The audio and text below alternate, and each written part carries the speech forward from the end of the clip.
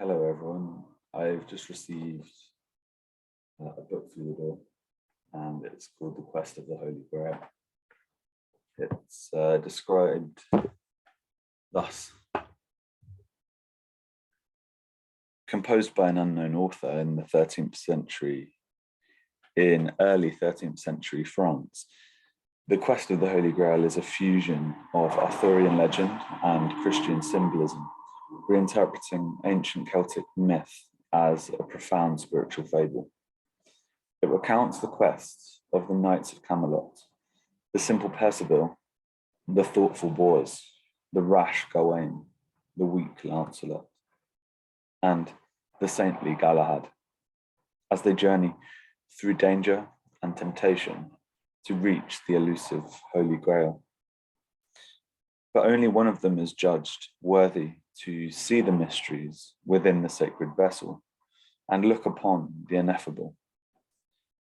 Infused with tragic grandeur and an aura of mysticism, The Quest is an absorbing and radiant allegory of man's perilous search for divine grace, and had a profound influence on later Arthurian romances and versions of the Grail legend. So, early 13th century text compiled in France, The Quest of the Holy Grail. And, I begun reading it, and I was just reading it aloud because I think that there's something to reading aloud, to the understanding of poetry. Poetry is meant to be read aloud, is what I'm trying to say. So I thought, let's just do a bit of a reading of this. The first chapter, Departure. On the eve of Pentecost, when the companions of the Round Table were all assembled at Camelot, at the hour of noon, when the office was sung and the tables were being set up, a maiden of great beauty came riding into the hall. It was plain she had ridden hard for her horse and was lathering in sweat. She alighted and went straight to greet the king, who wished God's blessing on her. "Sire," she said, "in God's name, tell me if Lancelot be here." "Yes, indeed, there he stands," he answered, and pointed out. And at once she went up to him and said, "Lancelot, in the name of King Pelles, I bid you accompany me into the forest." Lancelot asked her whom she served. "Him of whom I speak. And what do you want with me?" "You will know in good time." "As God is my aid," he said, "I will go with you gladly." Thereupon, he called to a squire to saddle his horse and fetch his arms, and was obeyed directly. The king and those in the palace were grieved when they saw what was afoot, but finding he would not stay, they did not press him. The queen, however, said to him, "What is this, Lancelot? Will you leave us on so high a feast day?" "Madam," replied the maiden, "be assured he will return tomorrow before the dinner hour." "He may go then," said the queen, "but were tomorrow not to see him back, he should never have had my leave to ride today. But were tomorrow not to see him back, he should never have had my leave to ride today." With that, Lancelot and the maiden mounted their horses, and with no further leave-taking, they rode out of the castle, taking as sole companion the squire who had escorted her at her coming. Leaving Camelot behind, they rode on their way, till they found themselves in the forest. There they took the wide, metalled road and held to it for a good half league until they came to a valley and saw a nunnery lying ahead of them athwart their path.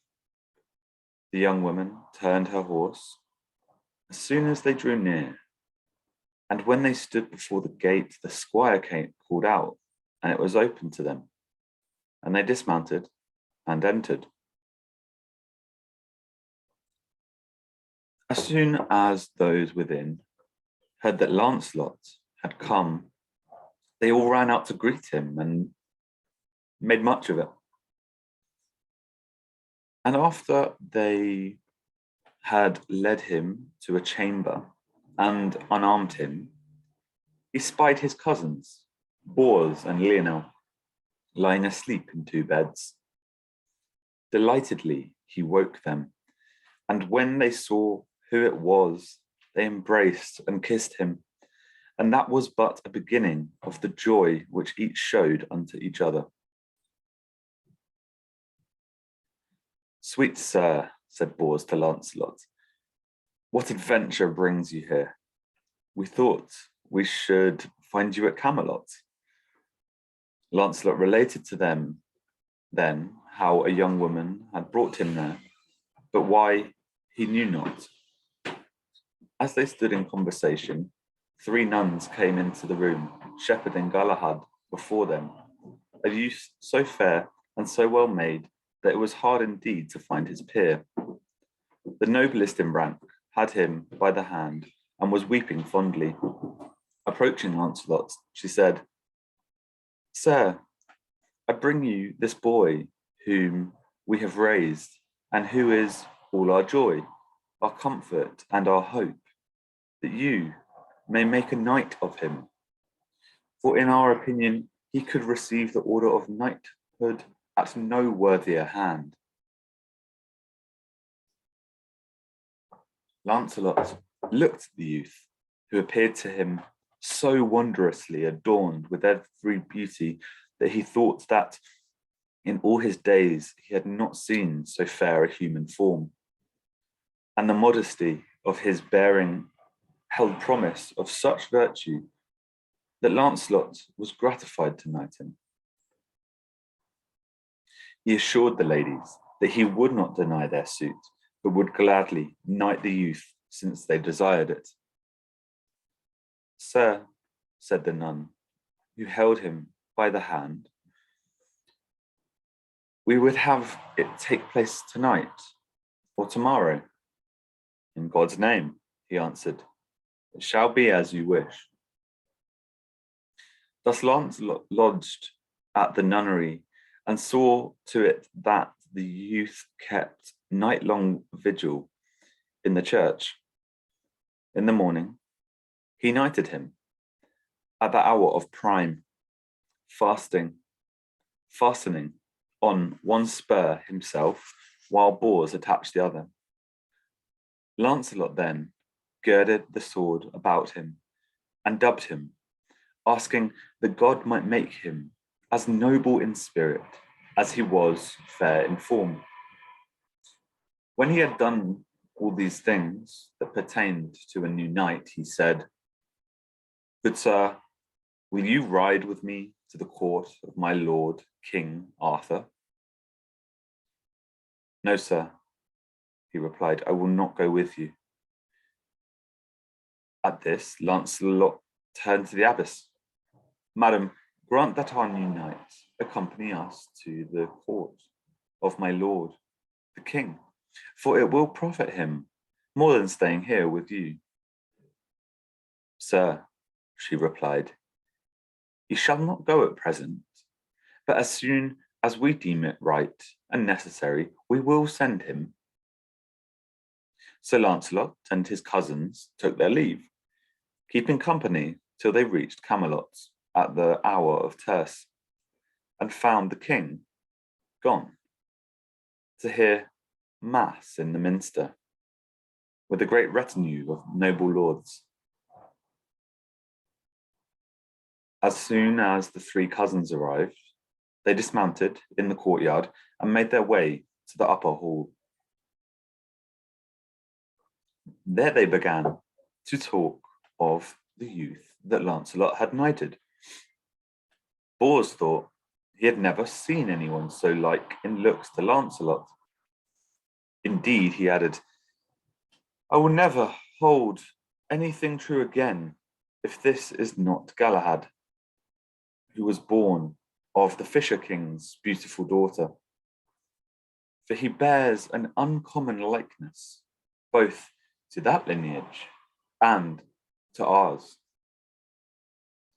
Upon my faith, said Lionel, I think it must be he. His resemblance to my Lord Lancelot is truly striking. They continued a while in this vein, in the hope of eliciting some word from Lancelot. But to all their hints, he vouchsafed, at that time, no reply. When they had abandoned the subject, they surveyed the seats of the round table and found that each bore the words, here shall sit such an one. And thus, until they came to the great seat known as the seat of danger. There they found letters which seemed to them freshly traced, and which read, 450 years have passed since the passion of our Lord Jesus Christ, and on the day of Pentecost, this seat shall find its master. When they saw the inscription, they exclaimed to one another, in truth, this is a singular adventure. In God's name, said Lancelot, it seems to me that he who reckoned aright the term set down here from the resurrection of our Lord to this present time would find that the seat was to be filled this very day. For this is the first Pentecost, to follow the span of 440 and 54 years. Meanwhile, I think it were best that no one else should see this prophecy until the coming of him who is destined to fulfill it. His cousins said they would soon prevent its being seen, and they had a silk cloth brought, which they draped on the seat to hide the writing. When the king came back from church and saw that Lancelot had returned, bringing Bors and Lionel with him, he greeted them joyfully and wished them welcome. So it was that the revels in the palace were ushered in amid great rejoicing, for the arrival of the two brothers gladdened the hearts of all their companions. Sir Gawain asked how they had fared since they left court. Well, praise God, they said, for they had kept in good health and spirits. I am happy to hear it, he replied, and every knight at court joined him in feting Bors and Lionel, whom they had not seen in many months. The king decided it was time to dine and ordered the cloths to be spread.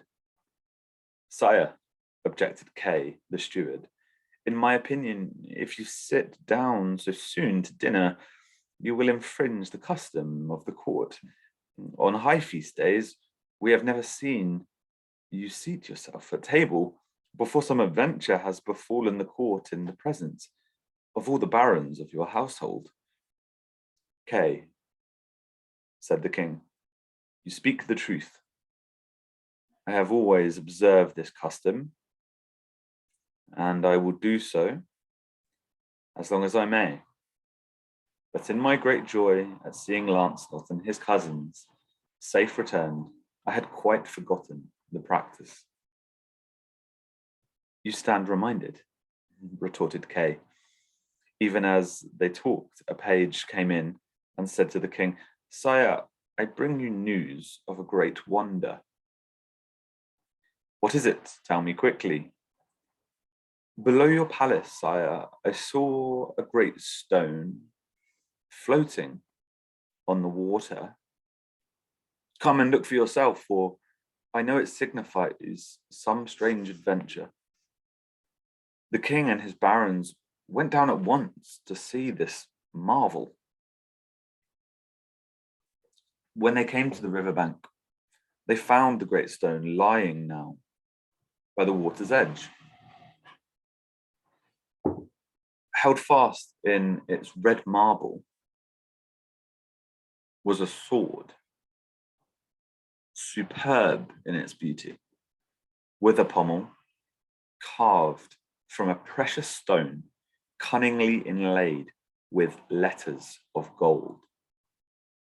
The barons examined the inscription, which read, "None shall take me hence, but he at whose side I am to hang, and he shall be the best knight in the world." When the king saw the lettering, he turned to Lancelot and said, "Good sir, this sword is yours by right, for I know you without a doubt for the best knight in the world." But Lancelot, answering abruptly, "Indeed, sir, this sword is not meant for me. Neither have I the courage nor the audacity to lay hand on it.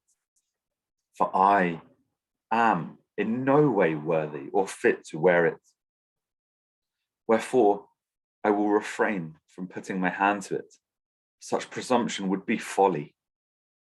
"Nonetheless," said the king, "try whether you can withdraw it." "Sire, I will not, for I know full well that none shall fail in the attempt, but he receive some wound."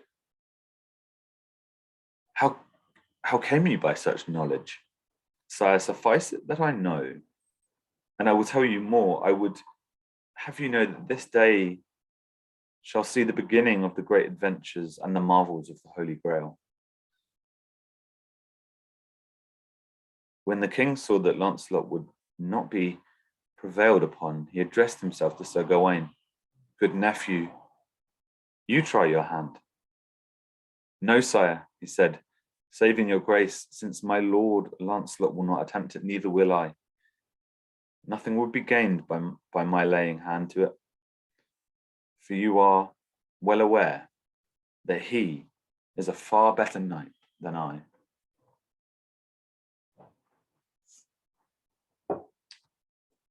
"You shall try all the same," he insisted, "not to win the sword, but because I ask it." Sir Gawain thrust out his hand and grasped the sword by the hilt, but tug as he would, he could not move it. "Leave it be, good nephew," interposed the king. You have done my bidding loyally."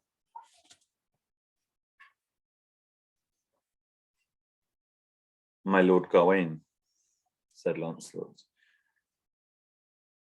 "know that you will see the day when you would not have touched this sword for a castle, for it will cut you to the quick." "Sir," said Gawain, "what is done is done.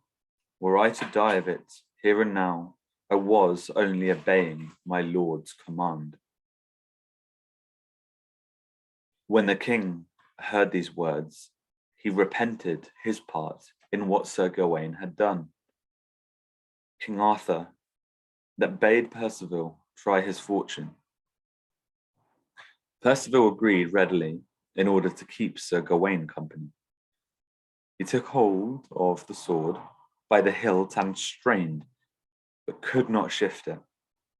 The assembled knights were certain now that Lancelot spoke the truth, and that the writing on the hilt was no fable, and there was none so bold that he dared touch the sword. Thereupon Sir Kay said to the king, "Sire, Sire, upon my oath, you may surely sit down to dine at your pleasure, for I hardly think you have wanted for an adventure.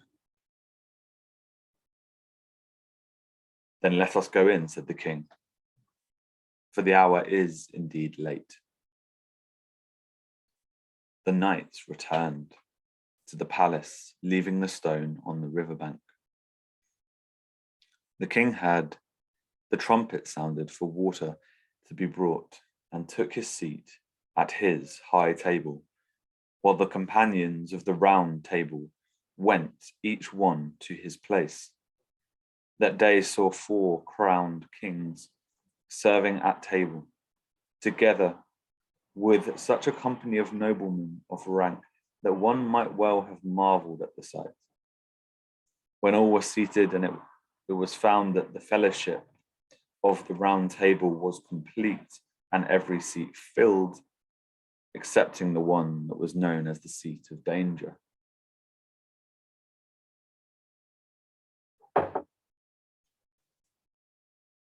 The first dish had just been served when a most extraordinary thing happened. For all the doors and windows of the palace where the companions sat at meat closed themselves without anyone setting hand to them. And yet the hall was not a whit darker. The spectacle dumbfounded both the simple and the sage. King Arthur, who was the first to speak, exclaimed, "In God's name, gracious lords, we have witnessed wonderful events this day, for here and at the river's bank. Yet I think that before nightfall, we shall see stranger still." As the king was speaking, there appeared in the hall a man robed in white, of venerable age and bearing, yet not a knight. There knew the manner, yet not a knight there knew the manner of his entry. He came on foot, leading by the hand a knight in red armor, who carried neither shield nor sword. And as soon as he stood within the palace, he said, "Peace be with you." Then, turning towards the king, he addressed him, saying, "King Arthur, I bring you the desired knight. He who stems from the noble house of King David and the lineage of Joseph of Arimathea, and through whom the enchantments lying on this and other lands are to be loosed. Behold him here." This news rejoiced the king exceedingly, and he answered the good man, "Sir, if your words are true, we wish you welcome here, and welcome to the knight, if he be indeed the one for whom we have waited to bring a close the adventures of the Holy Grail. No man has ever met with greater joy than he shall have of us. And whether he be the one whom you announce or another, I wish him well, since on your testimony he is of most noble birth and ancestry." "Upon my faith," said the old man, "you shall see presently your hopes take fair departure." With that, he had the knight unarmed till he stood in a tunic of red sendal. Then he handed him a red mantle to wear on his shoulder, woven of samite and lined with whitest ermine. When the youth stood robed and ready, the old man bade him follow and led him straight to the seat of danger alongside Lancelot. He raised a corner of the silken cloth that Bors and Lionel had placed there and uncovered an inscription reading, "This seat is Galahad's." The good man studied the letters finding them, as he thought, fresh traced, and he was familiar with the name they spelled. Then he said to the youth, in a voice so clear that the assembled company heard each word, "Sir Knight, be seated, for this place is yours." The knight sat down with impunity and said in turn, "Sir, you may return now, for you have carried out your orders faithfully. Greet all at the blessed castle on my behalf, especially my uncle, King Pelez, and my grandsire, the rich Fisher King. And tell them from me that I will visit them as soon as I have the means and the occasion." Thereupon the good man turned to go, after commending King Arthur and his court to God. When they sought to ask him who he was, he would have no talk with them, answering roundly that he would not tell them now. They would learn soon enough if they dared inquire. And going to the great door of the palace, which stood shut, he opened it and went down into the courtyard, where an escort of knights and squires, numbering 15 in all, had been waiting for him. There he mounted and rode away, without the court discovering, for the time being, anything more about him.